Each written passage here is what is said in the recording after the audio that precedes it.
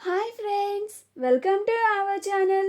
Brahmamudi serial next ఎపిసోడ్లో ఏం జరగబోతోందో ఈ వీడియోలో చూసి తెలుసుకుందాం. రాజ్కి గతం గుర్తుకు వచ్చిందా? అసలేం జరిగింది అని తెలుసుకోవడానికి ఈ వీడియోని స్కిప్ చేయకుండా ఎండ్ వరకు చూసేయండి. శ్వేత, రామ్లు ఒక టేబుల్ దగ్గర కూర్చొని ఉంటారు. శ్వేత భోజనం తింటూ ఉంటుంది. రామ్ ఒక్కడే అలా కూర్చొని ఉంటాడు. ఈలోగా రామ్ చిన్ననాటి ఫ్రెండ్ రామ్ కోసం తన కోసం ఫుడ్ తీసుకొని వచ్చి, రామ్, ఇదిగో రామ్, నీకోసం కూడా నేను ఫుడ్ తీసుకొచ్చాను, తీసుకో అని అంటుంది. రామ్ ఆ అమ్మాయిని ఎవరు తిను నా కోసం ఫుడ్ తీసుకొచ్చింది అని అన్నట్లుగా చూస్తూ ఉంటాడు. అప్పుడు తను, అదేంటి రామ్, నీకోసం ఫుడ్ తీసుకొచ్చాను అంటే అలా చూస్తున్నావేంటి, తీసుకో అని అంటుంది. అప్పుడు రామ్ అలాగే అని ఆ ప్లేట్ని తీసుకుంటాడు. కావ్య రామ్ కోసం తన కోసం ఫుడ్ తీసుకురావాలి అని 2 ప్లేట్స్ని తానే పట్టుకొని వడ్డిస్తూ తీసుకురాబోతూ ఉంటుంది. కానీ రామ్ దగ్గర ఆల్రెడీ ఒక అమ్మాయి ఫుడ్ తీసుకొచ్చేయడం చూసి కావ్యకి చాలా కోపం వస్తూ ఉంటుంది. పక్క టేబుల్లోనే సందీప్, తన వైఫ్, అలాగే కళ్యాణ్, అప్పులు ఉంటారు. కళ్యాణ్, అప్పులు కూడా ఎవరు తినసలు అన్నయ్య కోసం ఫుడ్ తీసుకొచ్చింది అని అన్నట్లుగా వాళ్ళు కూడా అలానే చూస్తూ ఉంటారు. కావ్యకి చాలా కోపం వచ్చి ఆ ప్లేట్ని అక్కడే విసిరికొట్టి కావ్య తన ఒక్కదానికి ఫుడ్ తీసుకొని వచ్చి కూర్చొని తింటూ ఉంటుంది. అప్పుడు రాజ్తో ఆ అమ్మాయి క్లోజ్గా మూవ్ అవ్వాలని చాలా ట్రై చేస్తూ ఉంటుంది.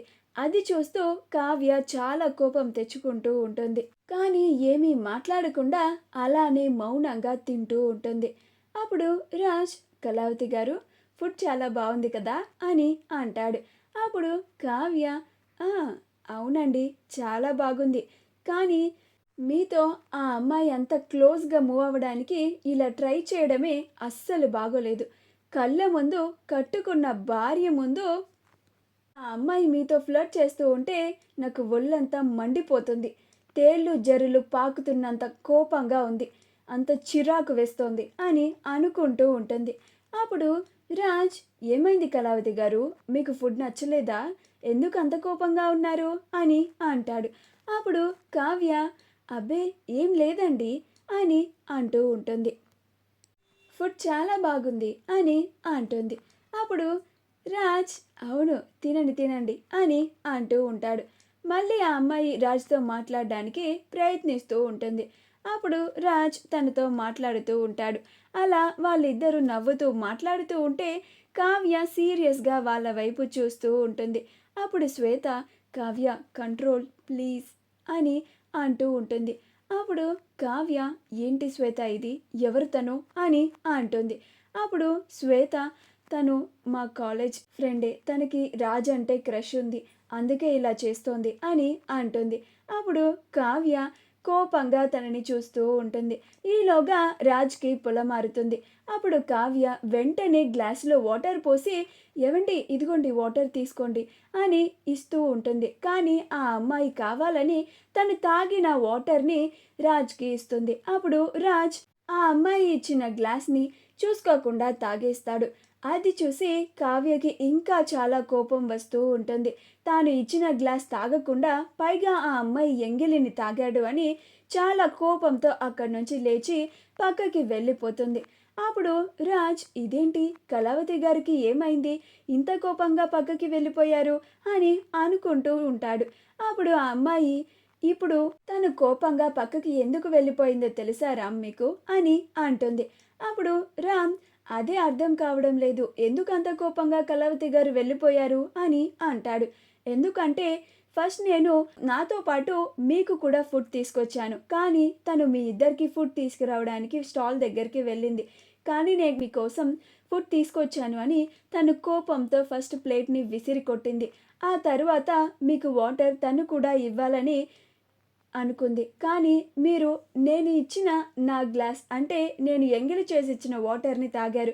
అప్పుడు ఇంకా కోపం వచ్చి ఇప్పుడు ఇక్కడి నుంచి కోపంగా వెళ్ళిపోయింది అని అంటుంది. అప్పుడు రామ్, అవునా అని అంటాడు.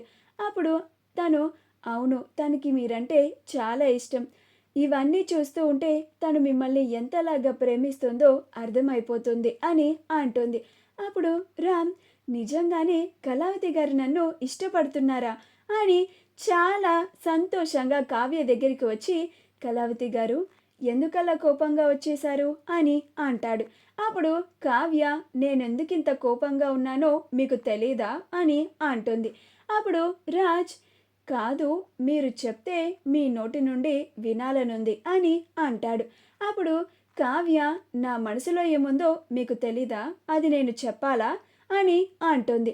అప్పుడు రాజ్, అంటే కళావతి గారిని నేను ఇష్టపడుతున్నట్లుగా ఆవిడ కూడా నన్ను ఇష్టపడుతున్నారనమాట అని చాలా సంతోషంగా ఫీల్ అవుతూ ఉంటాడు. యామిని ఒక చాటు నుంచి ఇదంతా వింటూ ఉంటుంది. విని ఆశ్చర్యపోతూ ఉంటుంది. అమ్మో, ఇదేంటి కావ్య రామ్కి ప్రపోజ్ చేస్తుంది, బావేంటి అంత ఎగ్జైట్ ఫీల్ అవుతున్నాడు, కొంప తీసి బావ కావ్యని ఇష్టపడటం లేదు కదా అని చాలా కంగారు పడుతూ చూస్తూ ఉంటుంది. అప్పుడు కావ్య, యామిని నువ్విక్కడే ఉన్నావా, ఇదంతా చూస్తూ ఉన్నావా, ఇప్పుడు చూడు నీకు జలకిస్తాను అని అనుకొని, రామ్ గారు సారీ అండి, ఇందాక మీరు ఆ అమ్మాయి ఎంగిలి చేసిచ్చిన గ్లాసులో ఉన్న వాటర్ తాగారు అని నాకు చాలా కోపం వచ్చి ఇలా వచ్చేసాను అని అంటుంది. అప్పుడు రాజ్, మీకు ఎందుకు కోపం వచ్చిందో నాకు అర్థమైందిలేండి అని అంటాడు. అప్పుడు కావ్య నవ్వుతూ ఉంటుంది. ఇది చూసి యామిని ఆశ్చర్యపోయి చాలా టెన్షన్గా ఫీల్ అవుతూ ఉంటుంది. ఇదేంటి, వీళ్ళని చూస్తూ ఉంటే మళ్ళీ కలిసిపోయేలాగా ఉన్నారు అని చాలా భయపడిపోతూ ఉంటుంది. అలా కావ్య, రండి రామ్ గారు మన ఇద్దరం కలిసి భోజనం చేద్దాం అని కావ్య రాజు చేయి పట్టుకొని మరి తీసుకెళ్ళి ఇద్దరు అలా లంచ్ చేస్తారు.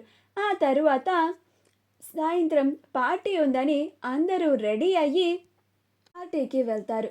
కానీ యామిని రాజ్ కావ్యలని వదిలేస్తే ఇంకా బాగా దగ్గరైపోతారు అని తాను కూడా పానకంలో పుడకలాగా రాజ్తో పాటు వస్తుంది. అలా కావ్య రాజులు కూర్చున్న టేబుల్లోనే వాళ్ళిద్దరి మధ్యలోనే కూర్చుంటుంది. సందీప్ తన వైఫ్ ఇద్దరు రాజ్కి గతం గుర్తు చేయాలి అని వాళ్ళిద్దరూ మాకు పెళ్లి చేసింది అప్పు కళ్యాణ్లే అని చెప్తారు. అంటే నిజానికి సందీప్ వాళ్ళ పెళ్లి చేసింది రాజ్ కావ్యలు. రాజ్కి గతం గుర్తు చేయాలని ఇలా ప్రయత్నిస్తూ ఉంటారు.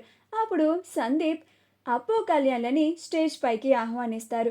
అప్పుడు అప్పు కళ్యాణ్ల ఇద్దరు రాజ్ కావ్యల గతాన్ని వాళ్ళ గతంగా అందరి ముందు వాళ్ళ స్టోరీని చెప్తూ ఉంటారు. అప్పుడు రాజ్ వాళ్ళు చెప్తున్న స్టోరీని వింటూ, ఈ స్టోరీని నేను ఎక్కడో విన్నట్లుగా ఉంది అని అనుకుంటూ ఉంటాడు. ఫస్ట్ కళ్యాణ్, నాకు అప్పుకి మొదట్లో చాలా పెద్ద గొడవ అయింది. ఆ గొడవ అయినప్పుడు ఇద్దరం జీవితంలో ఒకరినొకరు చూడకూడదు అని అనుకున్నాము. కానీ తరువాత అప్పు మా ఇంట్లో వినాయక చవితి పండగకి పూల డెకరేషన్కి వచ్చింది. అలా నేను రెండోసారి తనని చూశాను. ఆ రోజు కూడా మేమిద్దరం చాలా గొడవ పడ్డాము. కానీ మా ఫ్యామిలీ ముందు ఇంకా తనని ఏమీ అనలేక నేను సైలెంట్ అయిపోయాను అని అంటాడు. ఆ తరువాత అప్పు కూడా, అవును, మొదట్లో మా ఇద్దరికి ఒకళ్ళంటే ఒకళ్ళు అస్సలు పడదు. కానీ కొన్ని అనివార్య కారణాల వల్ల కళ్యాణ్ని పెళ్లి చేసుకోవాల్సి వచ్చింది. అది ఎలా అంటే, కళ్యాణ్కి మా అక్కకి మ్యారేజ్ ఫిక్స్ అయింది. కానీ మా అక్క తను ప్రేమించిన వాడితో లేచిపోయింది. నేను మా కుటుంబ పరువుని కాపాడడానికి మా అక్క వచ్చేంత వరకు ముసుగేసుకొని పీటల మీద కూర్చున్నాను. అలా కళ్యాణ్ వాళ్ళ కుటుంబం బలవంతం మీద నా మెడలో తాళి కట్టాడు. అలా మా ఇద్దరికి పెళ్లి జరిగింది అని ఇద్దరూ చెప్తూ ఉంటారు. అది వింటూ ఉంటే రాజ్ తనకి గతాన్ని గుర్తుకు వస్తూ ఉంటుంది. అప్పుడు రాజ్ ఆ యామినితో ఇలా మాట్లాడుతూ ఉంటాడు. యామిని, ఇది వింటూ ఉంటే ఈ కథ నేను ఎక్కడో విన్నట్లుగా ఉంది అని అంటూ ఉంటాడు. కావ్య చాలా ఆశగా రాజ్కి గతం గుర్తుకు వస్తుందేమో అని ఎదురు చూస్తూ ఉంటుంది. రాజ్ వాళ్ళ గతం గురించి ఏమన్నా మాట్లాడుతాడు ఏమో అని. మా వీడియో కనుక మీకు నచ్చినట్లయితే లైక్ చేయండి, షేర్ చేయండి, మా ఛానల్ని సబ్స్క్రైబ్ చేసుకోండి. పక్కనే ఉన్న బెల్ ఐకాన్ని క్లిక్ చేయడం మాత్రం మర్చిపోకండి.